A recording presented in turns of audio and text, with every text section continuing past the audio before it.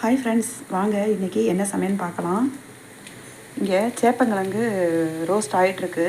இன்னும் ஒரு 5 நிமிஷம் ஆகும். ஏன்னா காரப்பொடி உப்பு எல்லாம் போட்டேன். இன்னும் ஒரு 5 நிமிஷம் ரோஸ்ட் ஆனதுக்கப்புறம் பெருங்காய பொடி போட்டு இறக்கணும். ஏன்னா எல்லா கிழங்குமே நம்ம இது பண்ணும்போது பெருங்காயம் போட்டுறணும். அது எந்த கிழங்காக இருந்தாலும் அதுக்கு அந்த தன்மை வாயு தன்மைங்கிறது கொஞ்சமாவது இருக்கும். அதனால் நான் சேப்பங்கிழங்குக்குமே கொஞ்சம் பெருங்காயம் போடுவேன் ஃப்ரெண்ட்ஸ். அதுக்கப்புறம் இங்கே சாதம் வச்சாச்சு.